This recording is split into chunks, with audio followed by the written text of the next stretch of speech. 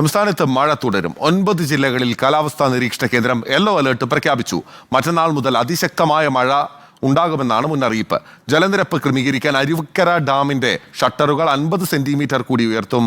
സുനിഷ അയ്യല്ലൂരിന്റെ വിവരങ്ങളുമായി. സുനിഷ, എന്തൊക്കെയാണ് മുന്നറിയിപ്പിലുള്ളത്?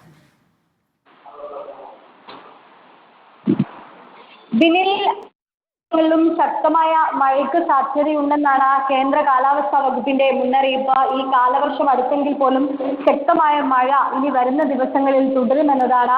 നിലവിൽ ഇപ്പോൾ 9ഓളം ജില്ലകളിൽ യെല്ലോ അലർട്ട് നൽകിയിട്ടുണ്ട്. തിരുവനന്തപുരം, കൊല്ലം, പത്തനംതിട്ട, ആലപ്പുഴ, കോട്ടയം, എറണാകുളം, ഇടുക്കി, കണ്ണൂർ, കാസർഗോഡ് ജില്ലകളിലാണ് ഒറ്റപ്പെട്ട ശക്തമായ മഴയ്ക്കുള്ള സാധ്യത പറഞ്ഞിട്ടുള്ളത്. നാളെയും ഇതേ രീതിയിൽ തന്നെ 5 ജില്ലകളിൽ യെല്ലോ അലർട്ട് ഉണ്ട്. അത് കാസർഗോഡ്, കണ്ണൂർ, ആലപ്പുഴ, കൊല്ലം, തിരുവനന്തപുരം ജില്ലകളിലാണ്. അടുത്ത ദിവസം മുതൽ, മറ്റന്നാൾ മുതൽ അതിശക്തമായ മഴയ്ക്കുള്ള സാധ്യത കൂടി കാലാവസ്ഥാ കേന്ദ്രം പ്രവചിക്കുന്നു. പല ജില്ലകളിലായി ഓറഞ്ച് അലർട്ട് പ്രഖ്യാപിച്ചിട്ടുണ്ട്.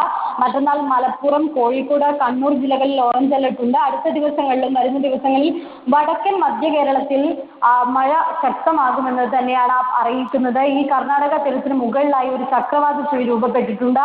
അത് ശക്തി പ്രാപിക്കുന്നതാണ് നിലവിൽ ഇപ്പോൾ മഴയ്ക്ക് കാരണമെന്നതാണ് മനസ്സിലാക്കുന്നത്. ഏതായാലും വരുന്ന ദിവസങ്ങളിൽ അതിശക്തമായ മഴയ്ക്കുള്ള സാധ്യതയാണ് പ്രവചിക്കുന്നത്.